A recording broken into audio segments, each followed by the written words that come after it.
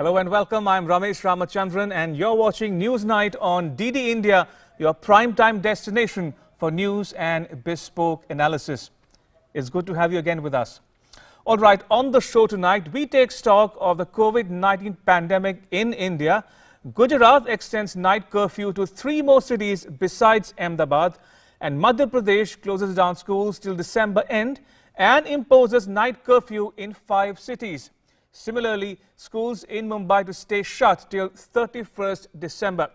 But if you look at the national data, the recoveries continue to outnumber the infections. The death rate as a percentage of the population remains low, but 28 states and UTs reported less than 20,000 active cases. Meanwhile, US pharmaceutical company Pfizer seeks permission from the US regulator to roll out its COVID-19 vaccine to other countries as well. Also on the show, PM Modi takes part in the G20 summit hosted by Saudi Arabia in the virtual format. India joins the G20 troika along with Saudi Arabia and Italy. Remember, Italy takes over as the G20 presidency, followed by India. Plus updates from India and the world, all that and much more coming up over the next 1 hour. But first, as always, the headlines. PM Narendra Modi says India is moving forward on the goal of reducing its carbon footprint by up to 35%. Adds that efforts are being made to increase the share of natural gas in our energy needs by 4 times in this decade.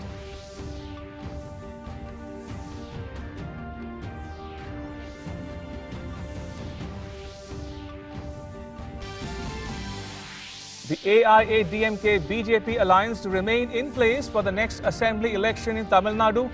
Union Home Minister Amit Shah in the state on a 2-day tour lays the foundation stone of development projects in the state.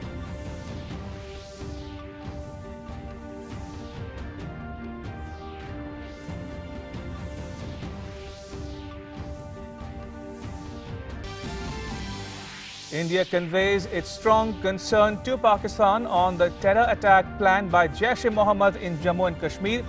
Pakistani diplomats summoned and a strong protest lodged at the attack that was foiled.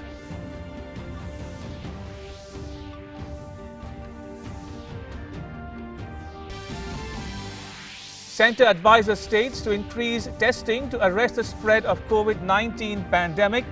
PM Modi reviews preparedness for vaccine delivery, distribution and administration.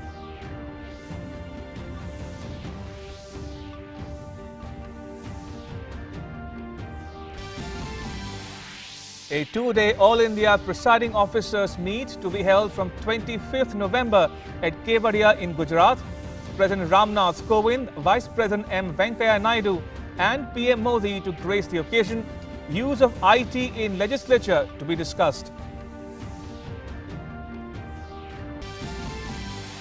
NCB arrests Bollywood comedian Bharti Singh after questioning her in connection with a drugs case. Many Bollywood stars have been grilled in connection with the drugs case.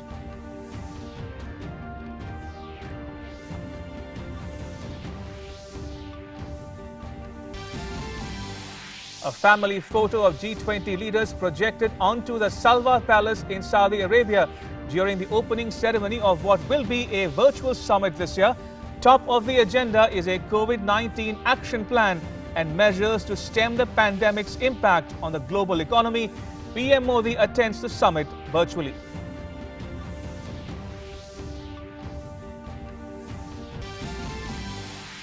And several rockets hit residential areas in early Russia in the Afghan capital Kabul, killing at least 5 and wounding many more. Taliban denies involvement in the attack. Right, let me dive straight into our cover story. It's on the COVID-19 pandemic and how some states are scrambling to contain the spread of the coronavirus. Now, state governments are taking measures ranging from a fine for not wearing a mask to night curfew. Here's a report. As India's fight against the COVID-19 pandemic continues, Ahmedabad city has imposed a strict curfew from 9 p.m. on Friday till 6 a.m. on Monday. In Madhya Pradesh, night curfew from 9 p.m. to 6 a.m. has been imposed in the 5 cities of Indore, Bhopal, Gwalior, Ratlam and Vidisha till further notice. Central and state governments are reminding people across the country to follow all safety precautions such as physical distancing to curb the spread of the coronavirus. COVID-19 protocols such as wearing a mask and sanitizing one's hands is advisable in the absence of a COVID-19 vaccine. People in India and around the world are anxiously waiting for a vaccine. Several vaccine candidates are undergoing trials in India and around the world. Prime Minister Narendra Modi reviewed the situation with officials.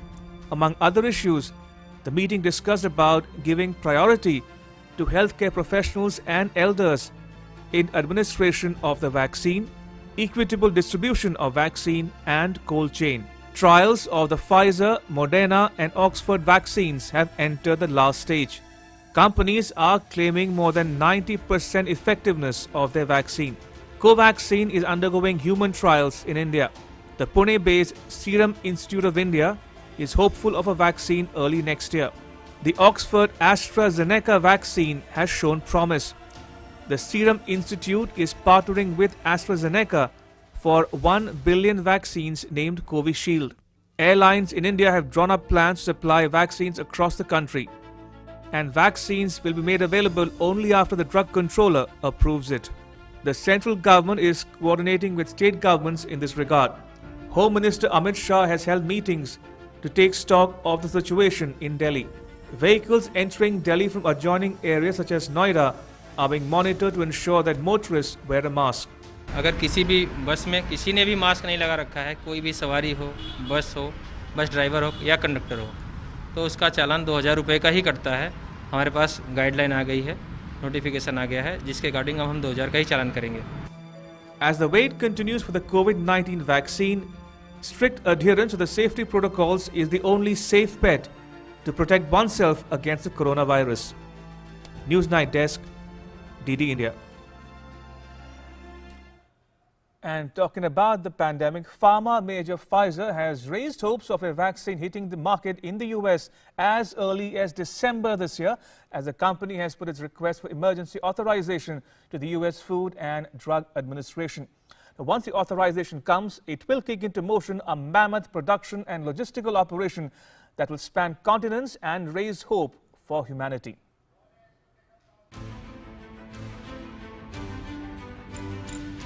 US pharma major Pfizer applied to US health regulators on Friday for emergency use authorization of its COVID-19 vaccine, the first such application in a major step toward providing protection against the new coronavirus. The application to the US Food and Drug Administration comes just days after Pfizer and German partner reported final trial results that showed the vaccine was 95% effective in preventing COVID-19 with no major safety concerns. Possibility of a vaccine soon raised hopes for the end of a pandemic that has claimed more than 250,000 lives in the US and over 1.3 million worldwide.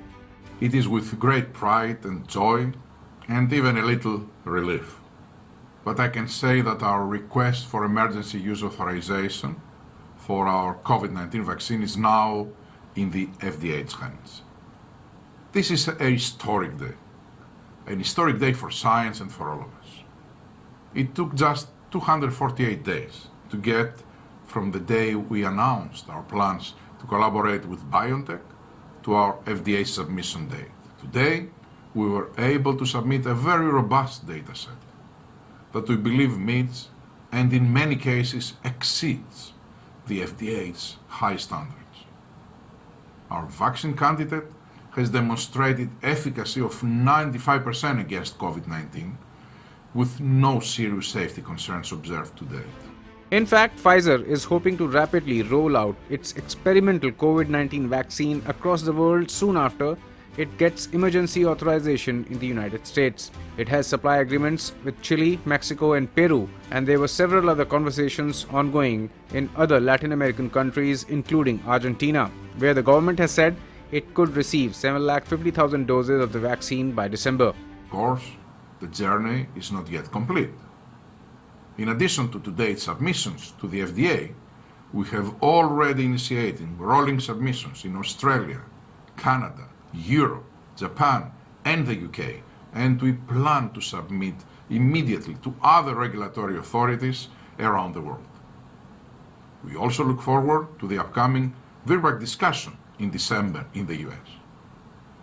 Lastly, we will continue the work already underway to make sure we can begin shipping the vaccine immediately after authorization or approval.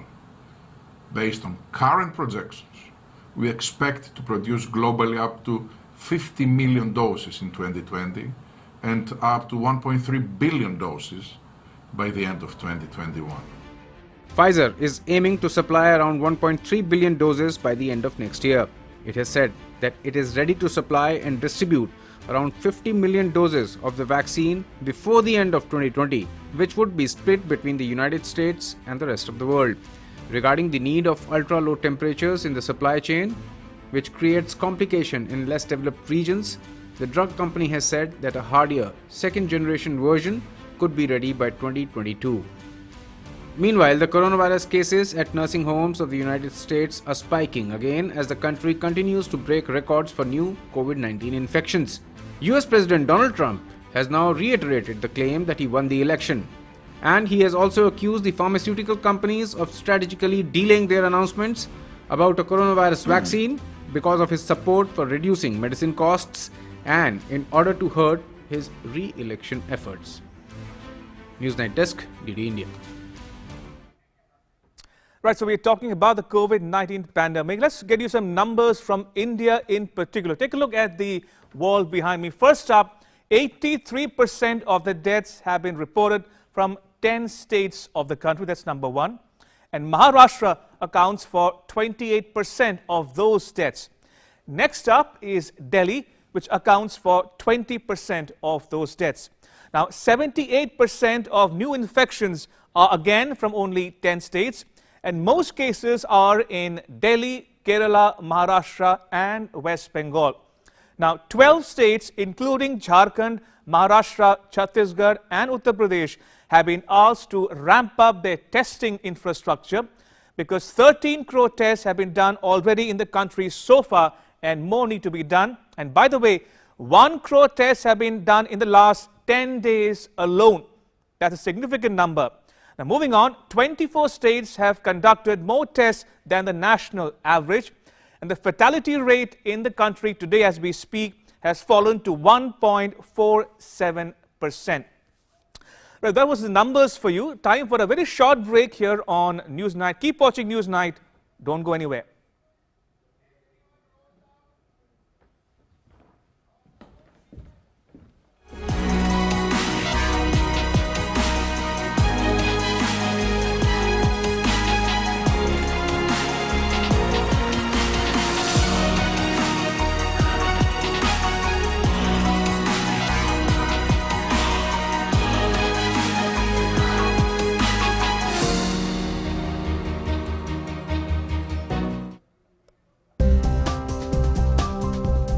Bhim app का प्रयोग करके हम अपने नगद लेन then को बहुत ही आसान बना सकते हैं।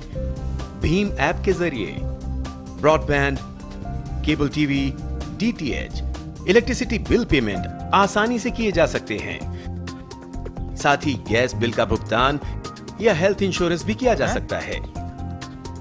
भीम ऐप से आप लैंडलाइन पोस्टपेड, जीवन बीमा, लोन पेमेंट, मोबाइल पोस्टपेड का पेमेंट भी कर सकते हैं। आपको किसी से पैसा मंगाना हो या किसी को भेजना हो तो वो भी आसानी से किया जा सकता है। तो देर किस बात की, अपने मोबाइल पे भीम ऐप डाउनलोड कीजिए और अपने नगद लेन देन की प्रक्रिया को आसान बनाइए।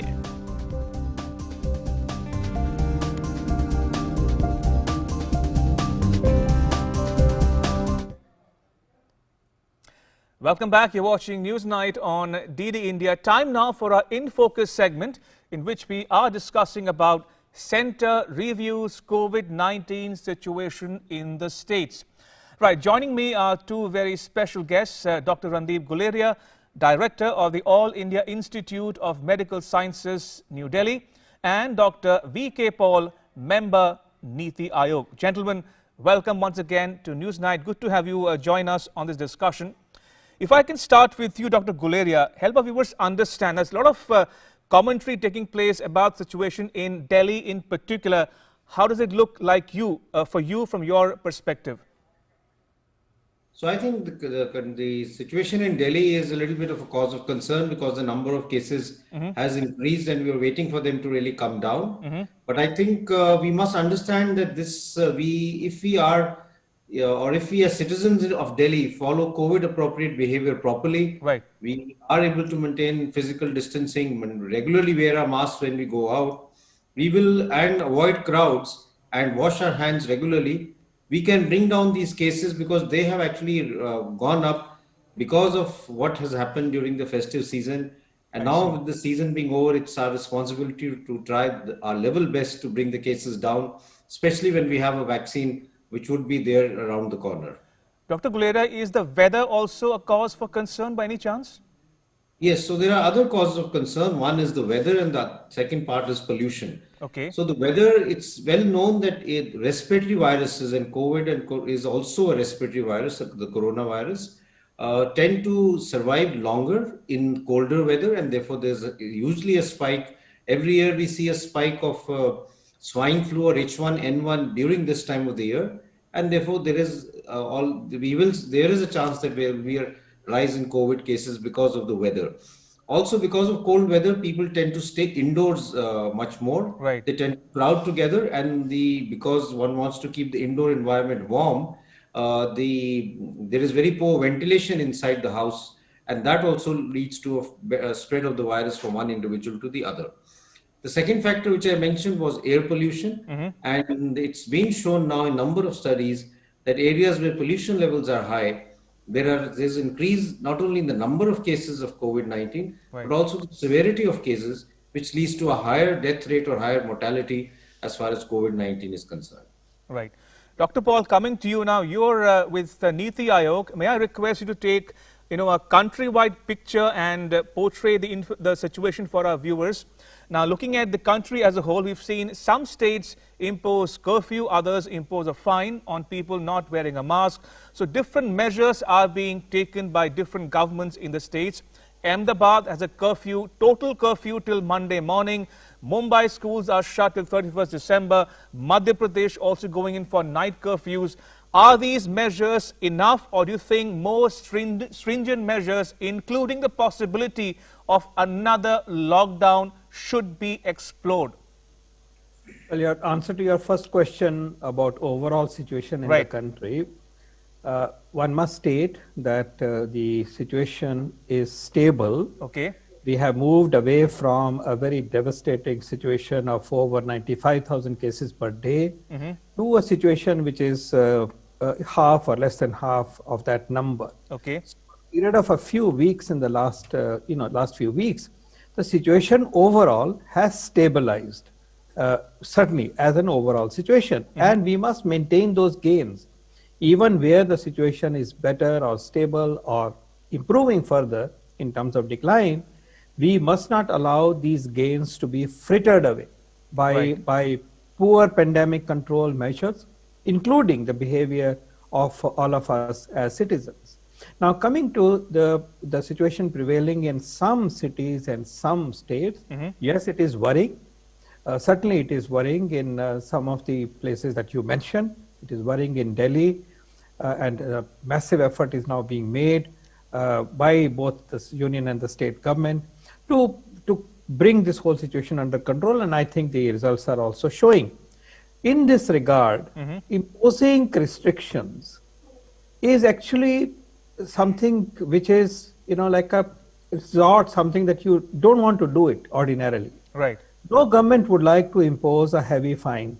But then, if we as citizens are flouting these norms, for which requests have been made, with folded hands, the Honorable Prime Minister has made this appeal.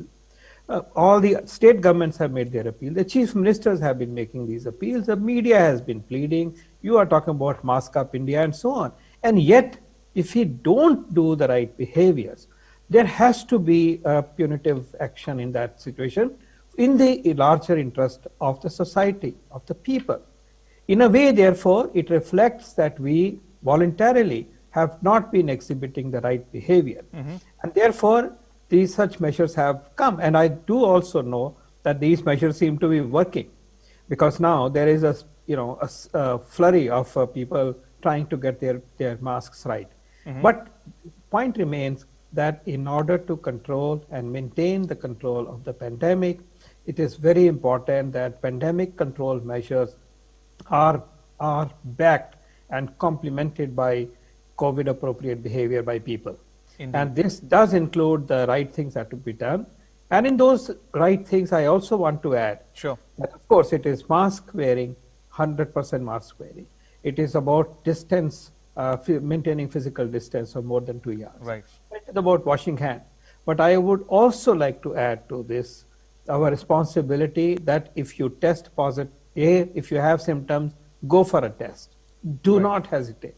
It is bad for you. It is bad for your family. It is bad for other people because you will Absolutely. be infecting other people. Absolutely. And then, of course, you go into isolation at home, and if required, God forbid, if the disease is severe, you need to go to the hospital. But the second part of responsibility as a citizen is that if you are a contact of a positive case, you came in contact with this person for more than 15 minutes, up to the point that this person was detected to have a problem, Okay. and 2 days prior to that. So that window of 2 to 4 to 5 days, Right. during which you may have come in contact with a person who is positive. Now, you are not necessarily infected, but you could be. You could have received the infection. And your responsibility is that you stay at home. You go into what is known as quarantine. You stay at home, you don't mix with other people, you protect your family, wear your mask, and then after about 7 days, get a test done. If Right. test is negative, everything is fine. If you don't want to get the test done, then stay in quarantine for 2 weeks, and everything will be fine. This Sure. duty comes from your own responsibility to look after yourself, but even more importantly, that you should not become a medium of further spread of infection. And this is our protocol, and we must follow this. Absolutely. Dr. Gulede, since you study this situation from a close quarter, now there is a feeling in the society that some people are getting complacent, as you correctly mentioned in your opening intervention there. People think, and some people think that, oh, it's a virus, I'll be down with fever or other symptoms for 10 days, 2 weeks, and I'll be back up and running. But one does not know how the virus affects their body, and my body will be different from yours. So we don't know what the end result could be. So is complacency also one of the killing factors, a handicap going forward as well? Definitely. And I think this is what is happening. A lot of young people feel that since the mortality is low and it's lower in the younger age group, they somehow feel that if they get COVID, it's going to be a mild illness, it'll just be a mild flu, and Right, they'll get off right. it and they don't worry. But there are 2 or 3 things that one needs to understand. The first thing is that we do see even in the younger age group, and there is data from India itself, which shows that even in the younger age group, there are people who have very severe illness because their immune system reacts differently, and they can be on a ventilator. We've seen people in our hospitals who were young, had no comorbidities, and die because of COVID, and therefore it's something which we cannot take lightly. Also, we know that many people who have COVID develop what we call long COVID or a post-COVID sequelae, which leads to damage in some parts of the body. It can lead to just a chronic fatigue syndrome, but in some it can lead to lung fibrosis, which means you may recover, but you may become very breathless on mild activity, and you may need to be on oxygen for months or years after you come out of COVID because your lungs or heart is badly damaged. So you don't want to have that type of a problem. And thirdly, it's important for the younger generation to understand that they may carry that infection to their own house and to their near and dear ones. And if you have an elderly at home, your parents, your grandparents, if they get the infection, they come into the high risk group, and you may be the cause of them landing up in the ICU on a ventilator because you brought the infection to the house and you gave it to them. Therefore, it's very important that irrespective of your age, you realize that this is a very clever virus. It's a virus which causes more serious problems. And although we've been able to bring down the mortality, it's not zero. And there are people who have sequelae also. And therefore, irrespective of your age, you must be very, very alert. especially now when we are just having the vaccine available a few months from now. Indeed. So viewers, if you're watching this program, do not take a chance. As Dr. Gulire says, this is a clever virus. Don't take chances. Take all precautions as advised by the government and other authorities. Now, coming to you, Dr. Paul, the other issue confronting the world, and India included, is the absence of a vaccine.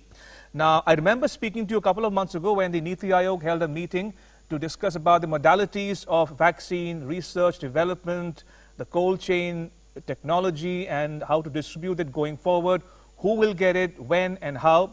Could you give our viewers a sense of where things stand today as we speak?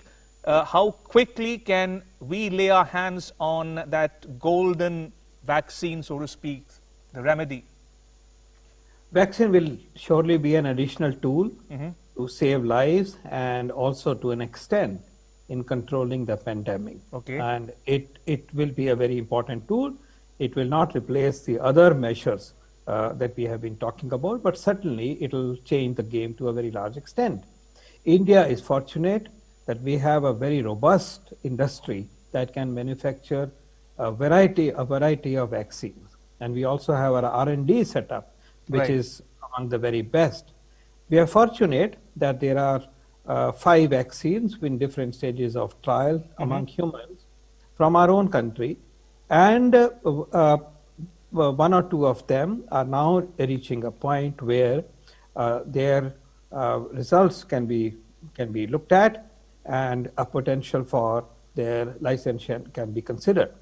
One of them, which is the vaccine made by Serum, which is the Oxford vaccine, is in phase 3 trials. Trial is more or less over, only the follow-up is being done.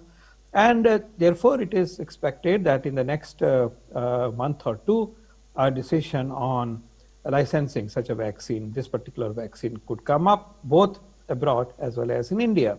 And we are watching this space very carefully as to how it pans out. Remember, vaccine, before it is given to people, has to go through a very, very strict scrutiny Right.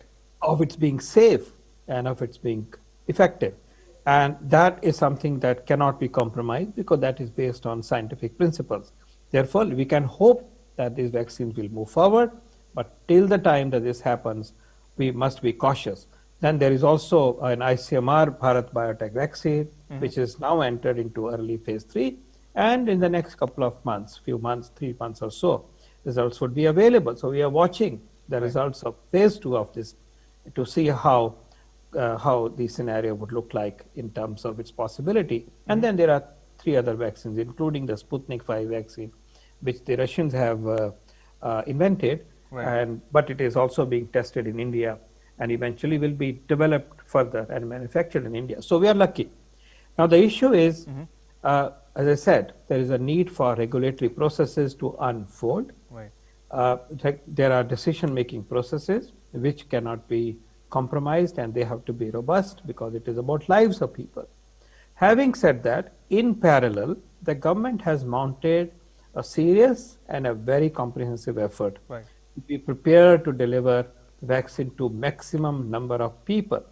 Remember, in the initial stages, the number of vaccine doses available for several months will not going to be so high, enormously high. It will be high, but it cannot be enormously high that everybody can be given a vaccine. Even the low-risk people can be given a vaccine. And a stage would also come when there will be so many vaccines that there will be no takers. That also can be foreseen much into future. So in the initial stages, or for the initial stage of our implementation, the preparations in terms of the digital system, digital platform on this, the whole planning and delivery will be efficiently undertaken, has reached a very advanced stage. We are also beefing up very effectively the cold chain, the non-vaccine supplies, and states are engaged to start planning, early planning at the district and the block level. And those efforts are underway, assuming that in the next few weeks the vaccine could be available, and then there should be no delay on the part of any of us in making sure that the vaccine reaches the right people. Dr. Paul, I have a follow-up question, a quick follow-up question. Now, imagine we have a vaccine tomorrow morning. Can you and I, for instance, should I go to a government hospital? Should I go to a private clinic? Can I get it administered at home? How do I get a vaccine? At what cost? And will it be free or come at a price? So have you thought through these issues as well? Well, the government has, in consultation with the state governments, union government, in consultation with state government, has planned out how the individuals who will come into the priority list as groups would be reached out. For example, it is generally accepted that you begin, when you have limited supplies, with people who are the healthcare workers. Right. Or the frontline workers, because these individuals, these groups are responsible for making sure that the health system does not crash. We need them to be healthy and confident. And therefore, a generally accepted priority will be healthcare workers and those people who are engaged in pandemic control activities. But then at the same time, the next aspect of priority would be those who have a high risk of mortality. Right. These could be people above a certain age, or these could be people with certain morbidities. So likewise, such lists will be created, and for healthcare workers, the listing is already started with the help of state government. For those who are in the public as well as in the private sector, the healthcare workers, and also further listing is starting to, the databases are now being developed. So this will be a very planned affair, right? Because it is strategic. It is targeted to certain groups to get the maximum benefit, right, of to the country by way of protecting our health system and pandemic response system, and by way of protecting people who are at a high risk of death. Indeed. But all this planning in specific terms can only be put in the public space once we know how many doses of vaccine are finally available following a licensure. And Indeed. then, but we are prepared for various scenarios, and the work for those scenarios and with a very ambitious possibilities is being rolled out. Dr. Guleria, we are told that the priority will be given to two segments, healthcare professionals and elders. Now, talking about the frequently asked questions that people have, people want to know, is one shot of the vaccine enough, or are multiple shots required? If so, the duration between two vaccine shots. Could you demystify these issues for our viewers? So for most of the vaccines which are going to come into the market, you will need 2 shots, usually 3 to 4 weeks apart, and that will be the initial... Sorry, could you repeat that, Dr. Guleria? 2 shots at... between usually 3 to 4 weeks apart, depending on the type of vaccine that we're doing. And that is the initial dosing as far as the vaccine is concerned. Once we follow up individuals and more data is available, then we'll come to know whether we need to give a booster dose after a year or before that, so that the immunity is maintained for a longer period of time. That data is still being collated, and one doesn't know till how long the vaccine will give us protection. But it is assumed that it will be for about 8 to 9 months at least, possibly a year. It could be longer also. And then it will, the second, if you need an annual shot, that will depend upon how long the immunity lasts. But the initial dose will be 2 shots of the vaccine, usually 3 weeks or 28 days apart. A related question, Dr. Guleria, is the much talked about philosophy or practice of test, trace and treat. In that context, I remember asking you a couple of months ago when a sero survey was conducted in the national capital. Now, that gave benefit in terms of understanding of the spread of the virus and what measures can be taken going forward and how much population is affected. In that context, do you think a need for another similar survey either in Delhi or elsewhere in the country to understand what is happening and how the virus is traveling through the population at large? Yes, definitely. I think even for regions or for the whole country, sero surveys have to be done to get an idea of how many people have been infected and what is the antibody positivity rate. That is something that the states and the government is regularly doing, because it gives us an idea as how the pandemic has behaved. As we already know that there is a large number of individuals who have mild or asymptomatic illness and they don't get tested, but they have antibodies. So to give us an idea as to what is the protection level in our own population, sero surveys are important. It gives us good epidemiological data and helps policymakers to make a decision as to the way forward. So these are something which are done regularly so that it gives you an idea of how the pandemic has behaved and in which areas you still have a large susceptible population and where you need to focus more that here there are a large number of individuals who are susceptible, and therefore you need to really have the test, trace and treat policy more rigorous in these areas. All right, on that note, I want to thank both our guests, Dr. Guleria and Dr. Paul, for sharing your insights with our viewers and enlightening them on how best to take care of themselves in the months ahead. Thank you so much for making time for us. Appreciate it. Thank you. Right, and shifting focus to more news on Newsnight, a family photo of G20 leaders was projected onto the Salwa Palace in Saudi Arabia on Friday during the opening ceremony of what will be a mostly virtual summit this year. Top of the group's agenda is a COVID-19 action plan and measures to stem the pandemic's impact on global economies, including debt relief for the poorest countries. The summit takes place on Saturday and Sunday.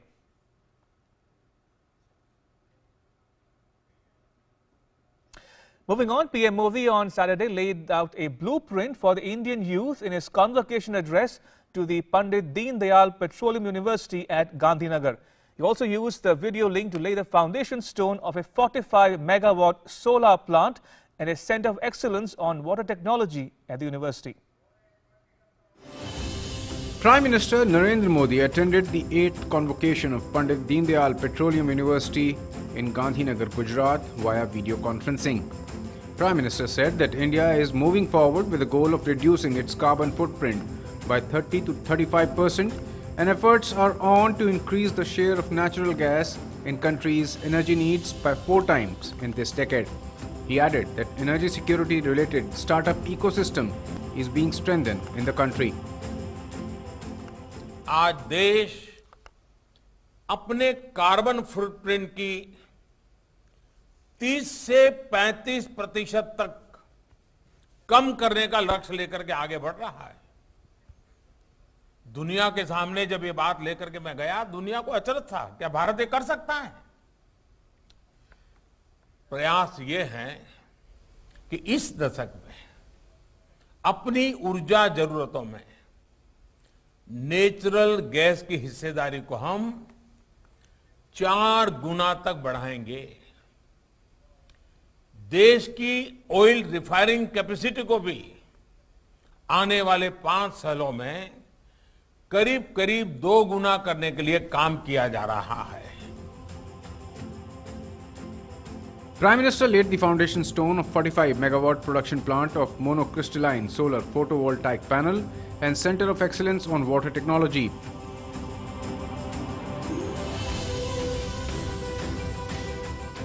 He also inaugurated Innovation and Incubation Center, Technology Business Incubation, Translation Research Center and Sports Complex at the university, reminding everyone that major changes are taking place in the energy sector across the world. Prime Minister remarked that the energy sector in India has immense potential for growth, entrepreneurship and employment. He urged the students to live for the country and join the movement of Atmanirbhar Bharat and develop a sense of responsibility. आप जैसे students और professionals के लिए एक विशेष fund भी बनाया गया है। अगर आपके पास भी कोई आइडिया हो, कोई प्रोडक्ट हो या कोई कंसेप्ट हो जिसे आप इंक्यूबेट करना चाहते हैं, तो ये फंड आपके लिए एक बेहतरीन अवसर भी है, एक सरकार की तरफ से तोहफा भी है। The Prime Minister also asked the students to have a purpose in life. He remarked that the hopes and expectations of the world are high from India in the 21st century, and India's hopes and expectations are associated with the students and the professionals. Newsnight Desk, DD India. Now, India on Saturday conveyed its strong protest to Pakistan after a terror plot was foiled in Jammu and Kashmir. The Jaish-e-Mohammed had attempted to derail the conduct of the local District Development Council elections. A day after, Prime Minister Narendra Modi held a review meeting on the Nagrota encounter in Jammu, in which a joint team of Army, CRPF and J&K police neutralized all 4 terrorists on Thursday.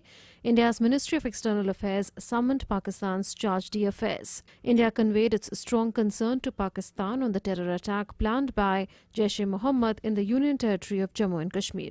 Pointing to the complicity of Pakistan-based JEM, the MEA said a major terror attack was foiled by Indian security forces in Nagrota, Jammu and Kashmir on 19th November 2020. Initial reports indicate the attackers to be members of Pakistan-based Jaish-e-Mohammed, a terrorist organization proscribed by the United Nations and several countries. The Government of India expressed its serious concerns at continued terror attacks by JEM against India.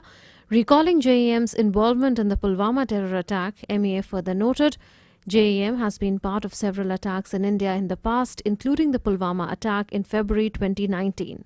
The huge cache of arms, ammunition and explosive material indicate detailed planning for a major attack to destabilize the peace and security in the UT of Jammu and Kashmir, in particular to derail the ongoing democratic exercise of the conduct of local District Development Council elections.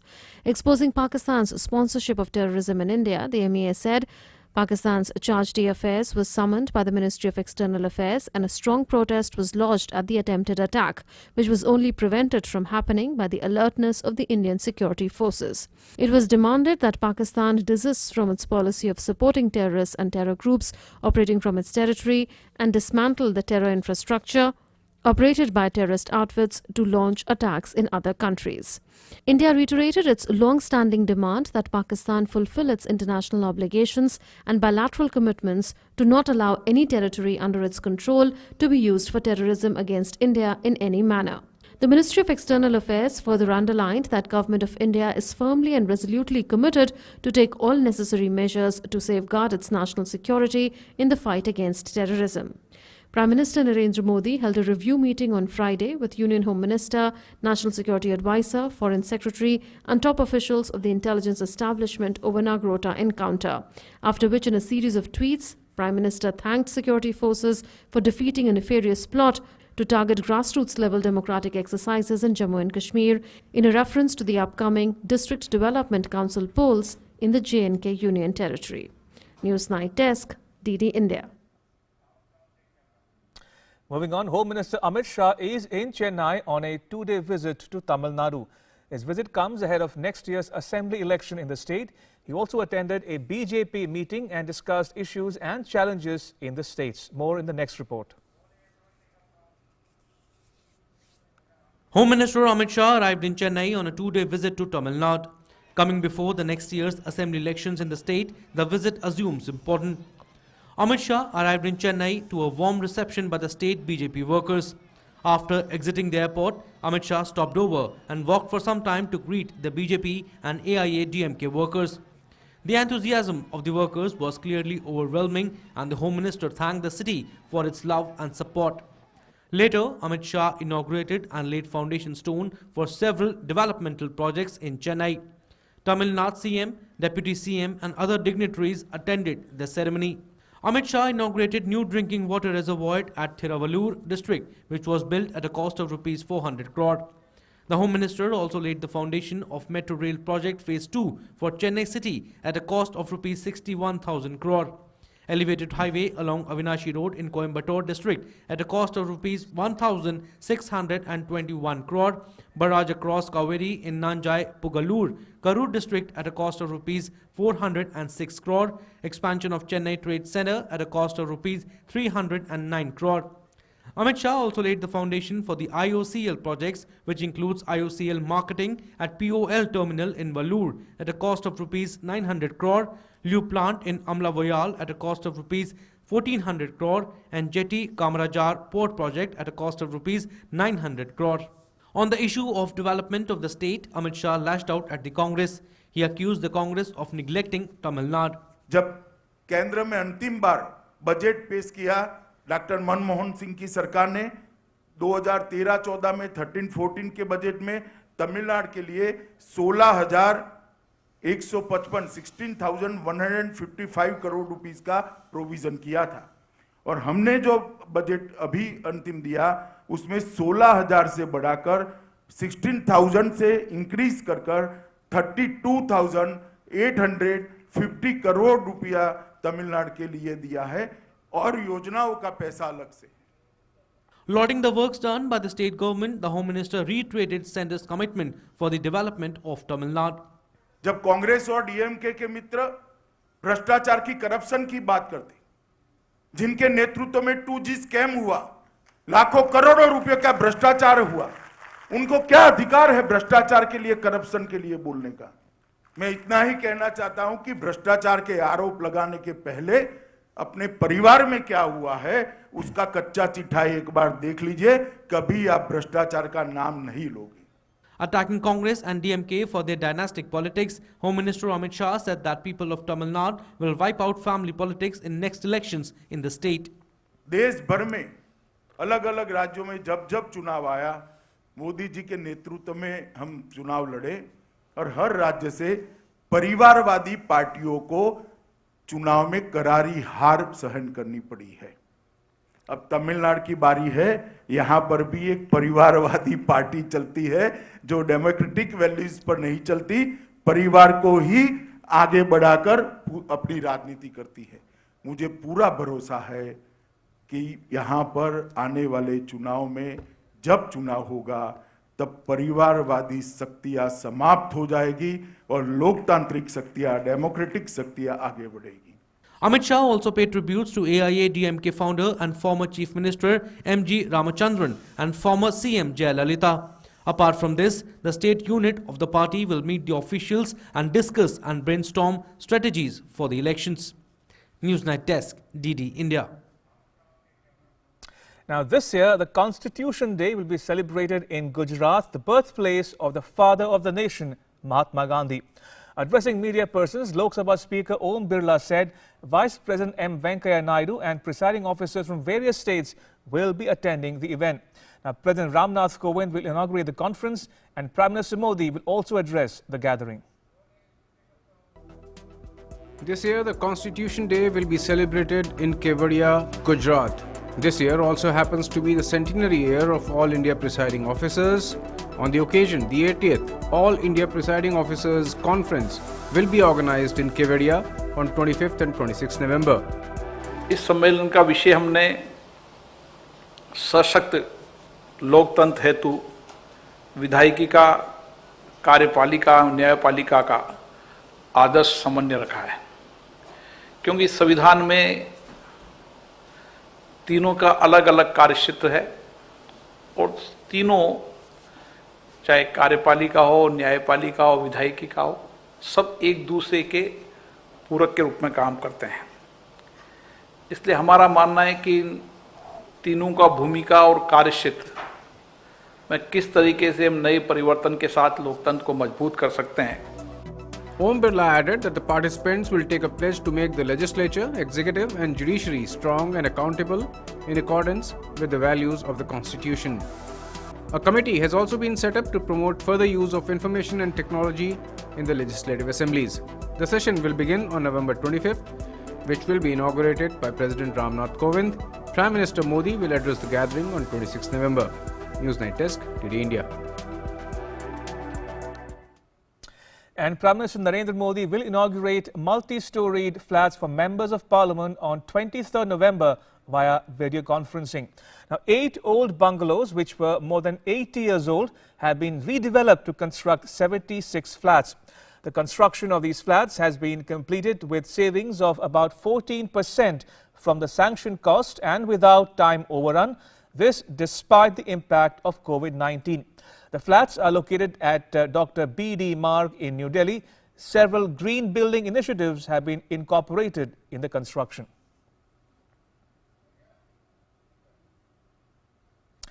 And now take a look at what else is making news around India in our National Roundup segment. In yet another ceasefire violation, Pak troops targeted Indian forward posts and civilian areas along the line of control in Nowshera sector using small arms followed by heavy mortar shelling. However, the vigilant Indian army troops guarding the fence retaliated befittingly with equal caliber to silence the guns of the Pak army troops. Earlier, one army jawan was martyred in Lam sector of Nowshera during the intervening night of Friday and Saturday when Pak troops opened indiscriminate and unprovoked firing on Indian forward posts. Minister of State for Power, New and Renewable Energy R.K. Singh said that India has done tremendously well in the renewable energy sector and every major company in the world is interested in investing in India. He added that $64 billion worth of investment have been made in the renewable energy sector in the past 5 to 6 years. The annual Sabrimala pilgrimage season began in Kerala amid the pandemic. Devotees reached Sannidhanam to offer prayers to Lord Ayappa for Mandala Puja. All precautions are being taken in the temple due to COVID-19 outbreak. Social distancing is being maintained by devotees. The temple priests were also seen wearing PPE kits.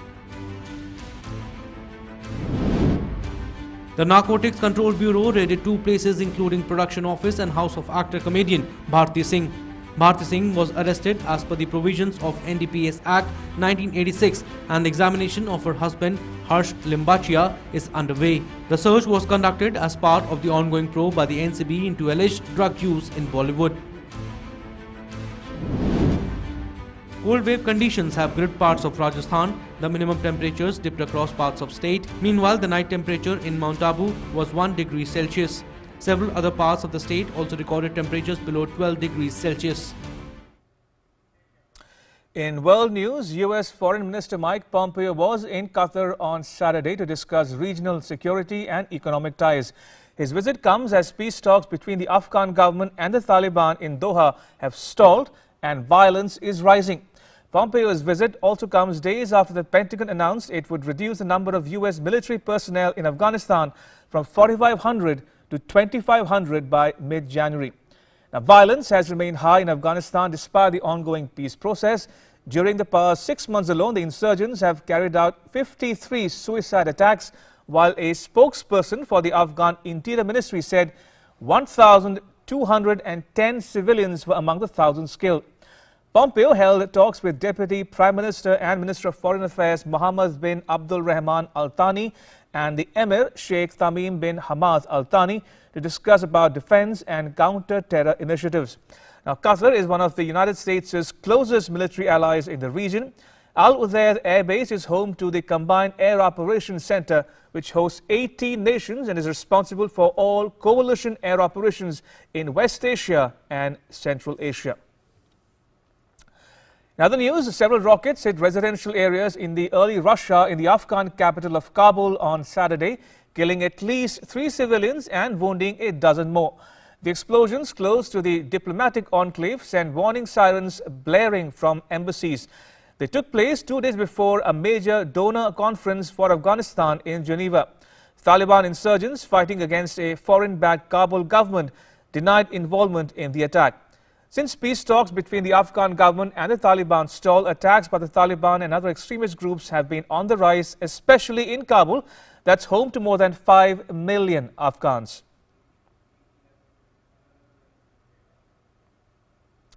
To Latin America now, more than 1,000 demonstrators attacked a Carrefour supermarket in the southern Brazilian city of Porto Alegre on Friday after security guards beat to death a black man at the store. The killing, which has sparked protests across Brazil, took place on Thursday when a store employee called security after the man threatened to attack her. Amateur footage of the fatal beating and tributes to the black victim were published on social media. He was identified in the local media by his father as 40-year-old João Alberto Silveira Freitas. In a statement on Friday, the local unit of Francis Carrefour said it deeply regretted what it called a brutal death. It said it immediately took steps to ensure those responsible were legally punished. It also said it would terminate the contract with the security firm, fire the employee in charge of the store at the time of the incident, and close the store as a mark of respect. Vehicles packed the Dallas Cowboys' American football stadium parking lot and overflowed across a nearby bridge as a drive-in food bank in Texas donated Thanksgiving meals to families in need. An estimated 54 million people in the United States are struggling to afford food during the coronavirus pandemic. U.S. health authorities brace for further increases in COVID-19 infections, hospitalizations and deaths on Friday, capping a week in which the spread of the coronavirus accelerated ahead of next week's Thanksgiving holiday. In the U.S., a suspect was at large after multiple people were wounded in an active shooter incident at a suburban shopping mall in Milwaukee, Wisconsin on Friday. The shooting took place outside a Macy's department store at the Mayfield Mall in Wauwatosa, a Milwaukee suburb of 47,000 people, according to local authorities. 7 adults and 1 teenager were transported to the hospital, Wauwatosa Chief of Police Barry Weber said, but the extent of the injuries was not known. The shooter left the scene by the time emergency responders arrived, Weber said, and remained at large. Police describe him as a white male in his 20s or 30s. Moving on, Canada is seeing a massive spike in COVID-19 cases, which could overwhelm the health hospital system. An emotional Prime Minister Justin Trudeau said on Friday, imploring Canadians to stay home as much as possible. A second wave is ripping across the country, forcing several of the 10 provinces to reimpose restrictions on movement and businesses. Cases continue to spike and authorities complain some people are being more careless about taking precautions. He dismissed the idea of Ottawa invoking emergency powers to reintroduce the kind of widespread national shutdown that provinces imposed earlier in the year. Officials predict that by November 30th, the total death toll could be between 12,000 and the total cases between 3,66,000 and 3,78,000. Canada has recorded a total of 3.15 lakh cases and 11,265 deaths so far. And that's a wrap, but news continues here on DD India. You can catch all the latest updates on our social media, mobile and digital platforms. Now don't forget, it's a simple task. Just wear a mask. Join DD India's Mask Up campaign to beat COVID-19. Thanks for watching. Bye-bye.